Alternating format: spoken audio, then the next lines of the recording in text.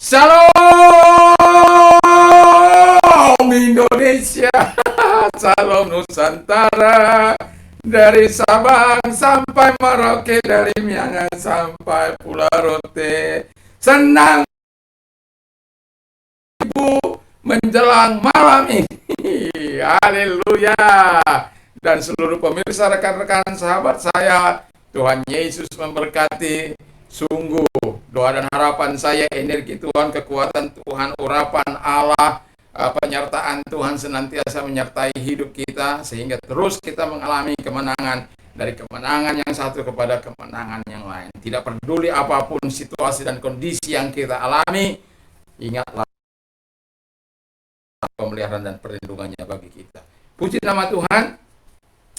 Malam ini masih dalam seri Tuhan sanggup menghukum siapapun yang tidak taat kepadanya.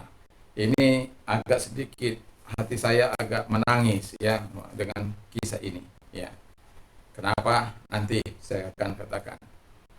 Jadi Mazmur 106 ayat yang ke 32 sampai dengan 33. Demikian menggusarkan dia dekat air Meriba, sehingga Musa kena celaka karena mereka, sebab mereka memahitkan hatinya, sehingga ia teledor dengan kata-katanya. Ya, jadi Israel itu bersungut-sungut di Rafidim. Ya, nanti bisa Anda baca dalam Ulangan 20 ayat 2 sampai 13. Jadi saya mencatat beberapa hal dari bilangan 20 ayat 2 sampai 13 itu, bahwa mereka bersungut-sungut itu di Rafidim itu alasannya karena mereka tidak mendapatkan air. Lalu karena tidak mendapatkan air, mereka bertengkar, mereka mempersalahkan Allah dan mempersalahkan Musa. Lalu kemudian dalam pertengkaran kepada Musa, mereka berkata, berikanlah kami air, kalau tidak kami lempar. Kami lempari kau dengan batu, kira-kira begitu. Kami bunuh kamu, kamu hancurkan. Mengapa kau bawa kami dari Mesir untuk mematikan kami di kira-kira di Rafidim ini? Lalu yang paling menyedihkan, yang paling menyakitkan adalah mereka mencobai Tuhan dengan mengatakan, adakah Tuhan di tengah-tengah kita atau tidak? Saya berpikir dalam, puluhan kali mereka menikmati kuasa Allah, menikmati lawatan Allah, menikmati mujizat Allah, menikmati pemeliharaan Allah, menikmati segala keperkasaan Allah. Tapi mereka sanggup mengatakan, adakah Tuhan di tengah-tengah hidup kita? Ini bukan perjalanan yang singkat mereka di padang gurun selama 40 tahun. Dan mereka setiap hari mendapatkan bukti kekuasaan Allah, di mana Alkitab mengatakan pada waktu malam Allah menudungi mereka dengan tiang api.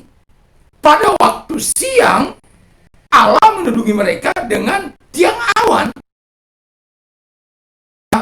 Ya, kalau dihitung berapa puluh tahun, itu jutaan kali sudah. Tapi kemana pola pikir sehat mereka? Kemana pola pikir yang memuliakan Allah itu? Karena saya katakan kepada kita, orang Israel tidaklah orang yang mematuhi Tuhan dengan sungguh-sungguh. Bukanlah orang yang setia.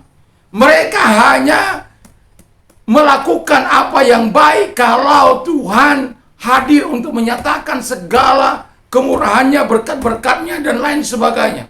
Apa yang mereka inginkan semua ada. Jangan sampai ada yang tertunda.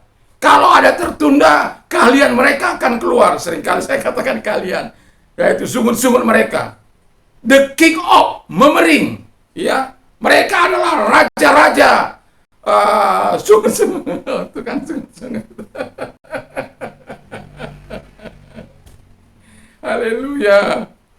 Saya berharap kepada kita, jangan kita berkata, adakah Tuhan menyertai aku? Kalau itu Anda katakan, berarti Anda tidak percaya akan Mazmur 28 ayat 20. Aku menyertai engkau sampai kepada kesudahan zaman. Ya, makanya kita perlu terus berdoa.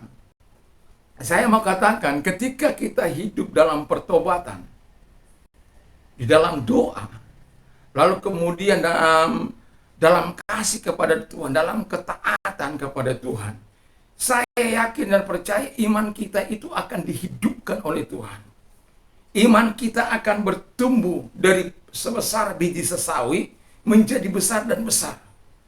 Seperti saya katakan, 1 Maret 1987 saya menikmati lawatan Tuhan, menikmati kemurahan Tuhan. Karena pada malam waktu saya mau dibaptis itu, pada waktu malam, saya belum pernah cerita ini mungkin. Pada waktu malam, pada waktu saya sebenarnya saya sedang bergumul kuat untuk tidak melakukan itu. Tapi Tuhan mempertunjukkan kepada saya bahwa nanti Anda akan ada di air itu berpakaian putih-putih. Maklum saja kan saya tidak mengerti dengan situasi gereja pada waktu itu. Jadi saya masih ingat pakaian saya itu coklat-coklat. Makanya ada salah satu baju saya yang coklat yang mirip dikasih dikasih oleh almarhum Ibu Kastanya. Itu sampai sekarang itu saya simpan bagus-bagus. Karena saya teringat akan di mana peristiwa 1 Maret 1987. Jadi saya pakaian coklat-coklat, lalu kemudian ketika dikatakan sudah ada di pintu, yaitu di pintu saya sudah ikut di situ, ikut untuk baptisan itu. Jadi semua putih-putih, sementara saya coklat-coklat. Terus pendetanya bilang begini, karena dia belum apa dengan saya gitu ya. Sini. Kamu nggak punya pakaian putih-putih? Nggak punya, Pak. Sudah sini, bawa. Kamu ganti dulu. Ya, kasih saya pakaian ganti putih-putih. Dan itu saya rasakan. Ya. Jadi yang mau saya katakan, dan kemudian pada tanggal 1 Maret itu saya mengalami yang dinamakan yang tidak akan gantikan dengan apapun. Jadi itu. Ya. Jadi kalau iman kita mau kuat, kata firman Allah, dengarkan firman Allah. Iman timbul dari pendengaran firman Kristus. Jangan koran aja yang dibaca, jangan TV aja yang dibaca, yang didengarkan. Orang bisa berjam-jam main game, orang bisa berjam-jam nonton televisi, nonton sandiwara, bisa berjam-jam nonton TV, bisa berjam-jam. Bukan berarti saya nggak menonton TV, bukan. Tapi saya tidak cenderung untuk itu. Ya, jadi tapi kita harus melakukan apa yang diperkenankan oleh Tuhan. Jadi jangan bersungut-sungut, tapi melakukan apa yang benar di mata Tuhan. Lalu ayat yang kedua dikatakan, Musa itu murka.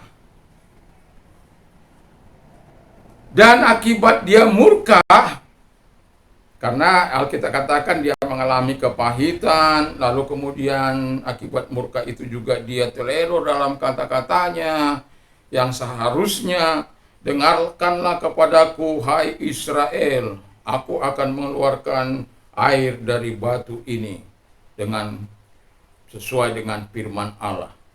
Tetapi justru dikatakan, dengarkanlah kepadaku, hai orang-orang durhaka. Itu karena sudah murkanya Musa, udah sampai ini orang-orang nggak tahu betul apa yang dikehendaki oleh Tuhan dalam kehidupan mereka. Ada sedikit aja masalah, sudah berapa kali mereka mengalami masalah. Tuhan senantiasa memberi mereka, tapi mereka ini memang tidak tahu berterima kasih. Makanya saya berikrar pada Tuhan, 1000 ucapan terima kasih saya kepada Tuhan, dan 10 pujian saya setiap hari kepada Tuhan. Kalau saya gagal, saya katakan minta ampun, walaupun saya belajar untuk terus membayarnya. Kadang sampai jam berapa, jam 2 kah, jam 3 kah, saya ya sambil berdoa kepada Tuhan, untuk mengucapkan syukur kepada Tuhan buat semua. Kita bisa bergerak, kita bisa bernapas, itu kita layak mengucap syukur. Kita menerima berkat, ucapan syukur. Mau berapapun Tuhan kasih, napas hidup ini, kita perlu syukuri itu semuanya. Kalau mau Anda berlimpah-limpah dengan ucapan syukur, pergilah ke ICU sana, ke rumah sakit. Anda mengerti betapa berharganya kesehatan itu. Jadi jangan bersungut-sungut, jangan buat Tuhan murka. Tetapi akibat Musa tidak melakukan perintah itu, kata firman Allah, membuat Musa dikatakan bahwa Musa akhirnya tidak percaya kepada Tuhan. Bayangkan Musa yang membawa orang Israel yang menghadapi Raja Firaun dan yang berhadapan langsung dan berkonfrontasi langsung dengan yang menunjukkan tanda-tanda kebesaran Allah, tanda-tanda kemuliaan Allah. Tapi di sini justru Tuhan mengatakan, karena perbuatan ini saya menilai kamu tidak percaya kepadaku. Karena kamu tidak melakukan sebagaimana yang aku perhatikan. Karena itu kamu melanggar. Kamu nggak percaya kepada apa yang kukatakan. Karena aku katakan supaya engkau berkata di depan orang-orang Israel bahwa aku akan mengeluarkan air dari gunung batu ini sesuai dengan firman Allah.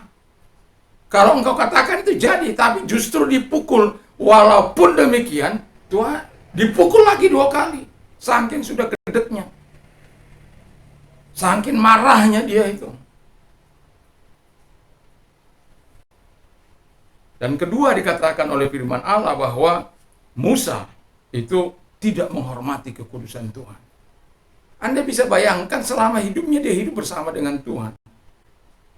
Tapi di kasus Meriba ini, dia dikatakan tidak menghormati kekudusan Tuhan.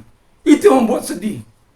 Itu tadi saya katakan, hati saya sedih sebenarnya. Karena apa? Musa orang yang paling lemah lembut di muka bumi ini. Tapi akhirnya Tuhan memonis dia tidak percaya, tidak menghormati kekudusan Tuhan. Aduh.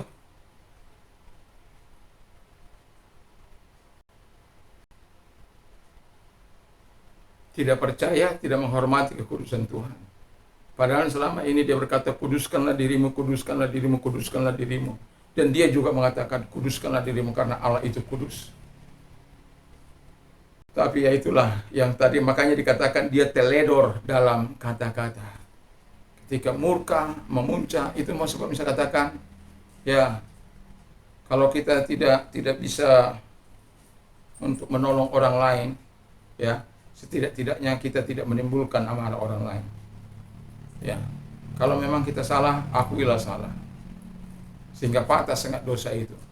Tapi sudah ada salah, masih ngotot melakukan pembelaan yang tidak benar lagi, itu membuat orang bisa murka, bisa marah. Sama dengan tadi pagi bagaimana Pinehas itu begitu murka lalu menombak orang itu, orang Israel yang nggak tahu malu, yang ya sama orang Midian itu dibunuh di depan orang Israel. Dan akhirnya surutlah murka Tuhan itu. Artinya begini yang mau saya katakan adalah bahwa ketika kita ya hidup, seringkali saya bilang sama anak saya, kalau Anda tidak bisa mengatakan hal-hal yang baik terhadap orang lain, setidak-tidaknya Anda tidak mengatakan hal-hal yang jahat tentang orang itu. Biar Tuhan yang punya urusan. Kalau engkau salah, akui salahmu. Kalau engkau benar, boleh kau kejar. Tapi kalau engkau udah salah, akui salahmu. Jangan udah salah ngotot, ngelawan lagi. Karena apa? Itu bisa membuat orang tua murka.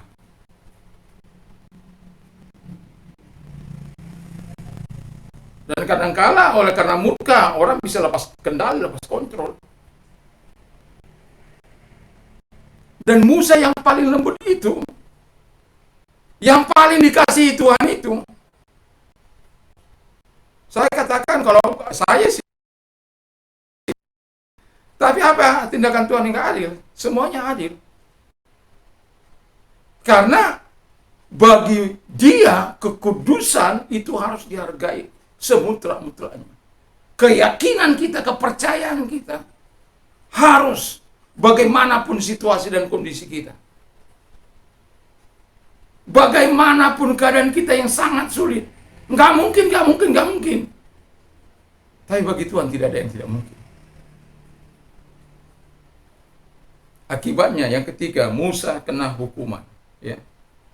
Musa dan Harun, di situ Musa dan Harun kena hukuman.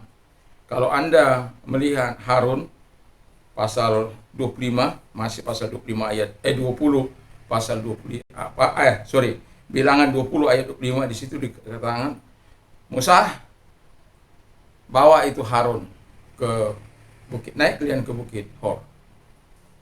Karena di sana dia akan aku panggil. Saya berpikir sangat dalam. Kok yang sehat begitu ya? Luar biasa, masih bisa menaiki gunung, masih kuat, nggak ada sakitnya kan? Oh, orang suruh naik ke gunung Hor. Karena aku buat akan berhenti dia di sana, akan kumpulkan dia. Aduh, saya bilang sih begitu sama Tuhan. Kalau saya meninggal, janganlah saya menyusahkan keluarga saya. Tiba-tiba, ya, sudah diambil Tuhan gitu. Apalagi yang sering ketika saya lagi berkhotbah berapi-api, tiba-tiba ya seperti saudara-saudara saya yang lain. Itu sebuah kebanggaan itu. Lagi menceritakan kebesaran Allah, kemuliaan Allah, tiba-tiba Tuhan panggil. Itu mantap itu. Ya. Itu mantap. Tapi Harun itu diberhentikan oleh Tuhan karena Tuhan katakan engkau tidak akan masuk ke tanah perjanjian itu. Dan Harun tidak bisa melihat tanah perjanjian itu. Aduh, sedih kan?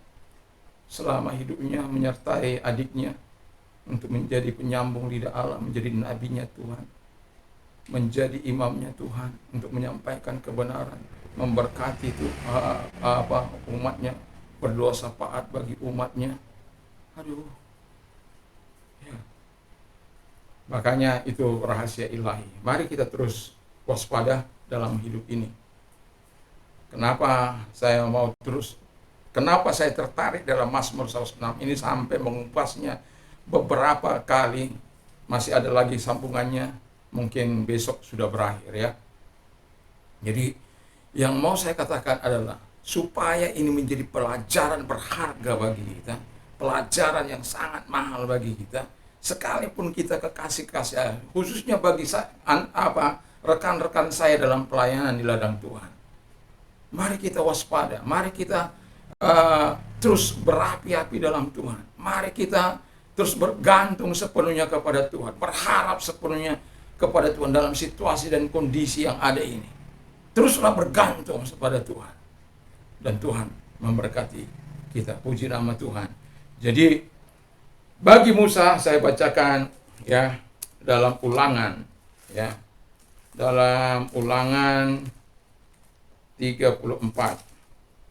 Nah, kalau Musa masih Tuhan izinkan untuk melihat. Dikatakan di sana ayat yang ke-4, sebagaimana firman Allah, dan berfirmanlah Tuhan kepadanya, inilah negeri yang kujanjikan dengan sumpah kepada Abraham, Ishak dan Yakub, demikian kepada keturunanmu akan kuberikan negeri ini. Aku mengizinkan engkau melihatnya dengan matamu sendiri, tapi engkau tidak akan menyeberang ke sana. Dan kemudian ayat 1-nya, kemudian naiklah Musa dari dataran Moab ke atas gunung Nebo, yakni dekat puncak Pisgah yang di tantangan Yeriko. Lalu Tuhan memperlihatkan kepada seluruh negeri dari Gilead sampai ke kota Dan, seluruh Naftali, tanah Efraim dan Manase, seluruh tanah Yehuda sampai laut sebelah barat, tanah Negeb dan lembah Yordan, lembah Yeriko, kota pohon kurma. Lalu 5, lalu matilah Musa hamba Tuhan di sana di tanah Moab sesuai dengan firman Tuhan, dan dikuburkannya lah dia di suatu lembah di tanah Moab di tantangan Bet Peor, dan tidak ada seorang pun yang tahu kuburnya sampai hari ini. Ya, haleluya. Tiba-tiba saja Tuhan katakan, sudah Musa, sudah ada di perbatasan, kau bisa melihatnya, tapi kamu tidak bisa sampai di situ. Apa enggak sedih? Dia yang memperjuangkan bangsa ini keluar dari tanah perbudakan. Memang Musa menghadapi peperangan yang sangat luar biasa. Tidak mudah mengubah mental budak menjadi mental pemenang. Tidak mudah mengubah orang-orang yang sudah berkarat dalam prinsip-prinsip dan kemudian mau dibawa kepada prinsip ilahi. Enggak mudah. Ya, enggak mudah. Yang mau saya katakan adalah bagi kita, mari kita tarik hikmah yang lebih dalam dari pembelajaran ini. Kalau Musa yang sangat dikasihi Tuhan, yang sangat akrab dengan Tuhan, yang bisa berbicara langsung dengan Tuhan, enggak Tuhan sayangkan, siapa lagi kita ini? Tapi bersyukurlah kita hidup dalam anugerah. Saya katakan bersyukurlah, karena kita hidup dalam kasih karunia Yesus senantiasa. Ketika kita berdosa, diberikannya kuasa darahnya untuk mengampuni. Kalau kita mengaku segala dosa kita, dikembalikan, disucikan kita. Tidak langsung pakpuk. Tidak, ya. Di zaman perjanjian baru ini kita, bersyukurlah. Jadi, mari kita terus taat kepada Tuhan, mengasihi Tuhan dalam kehidupan ini. Sehingga Tuhan memberikan terus yang terbaik dan kita menjauhi apa yang dilarang oleh Tuhan, dan kita akan terus beriman dan percaya kepada Dia. Puji Tuhan, mari kita tunduk kepada dan kita berdoa. Terima kasih Tuhan, berkati firman-Mu, dan kami juga mau bersafaat juga, berkati para pemimpin kami. Doa kami kepada-Mu Tuhan, supaya mereka tetap diberikan hikmat akal budi, khususnya Presiden, untuk menjalankan roda pemerintahan negeri ini, membawa negeri ini kepada masyarakat yang maju, makmur, sejahtera. Nama Tuhan dipuji dan pembantu-pembantu atau para menteri, pejabat, gubernur, bupati, wali kota, camat, lurah, RT, RW, semuanya diberkati oleh Tuhan. ABRI juga, TNI maupun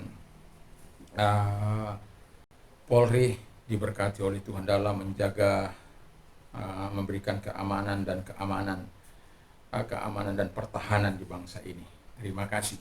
Kami bersyukur kepada-Mu Tuhan.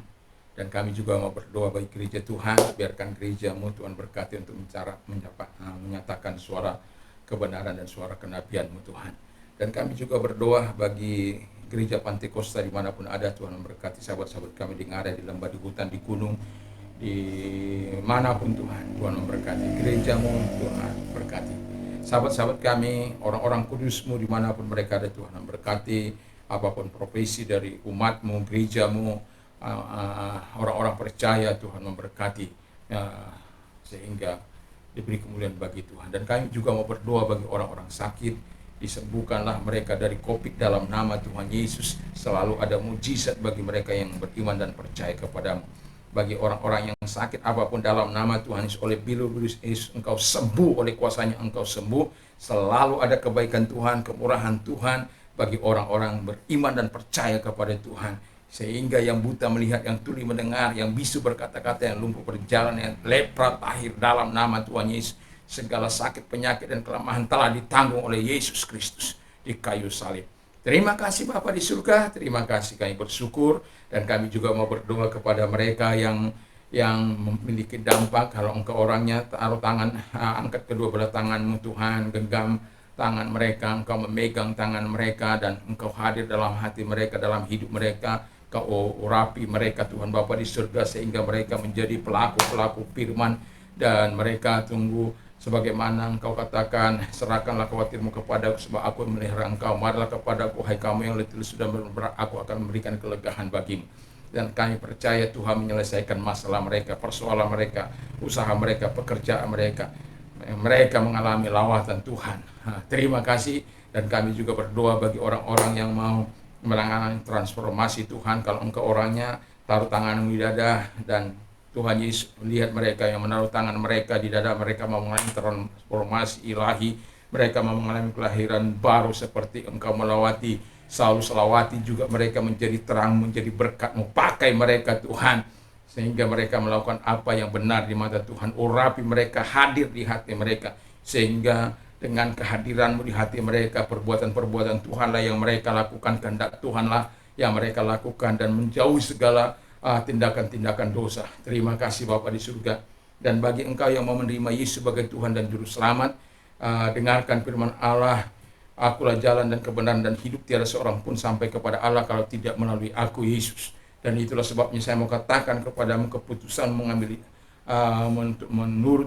mengikut Yesus sudah tepat, dan ikuti doa saya akan memimpin Anda dalam doa. Tuhan Yesus, saya sadar saya orang berdosa. Saya mengaku segala dosa dan kejahatanku. Ampunilah segala dosa dan kejahatanku Tuhan, dan sucikan hamba-Mu dengan kuasa darah-Mu yang kudus itu. Dan saat ini aku membuka hatiku, masuklah dalam hatiku, menjadi Raja, menjadi Tuhan dalam kehidupanku.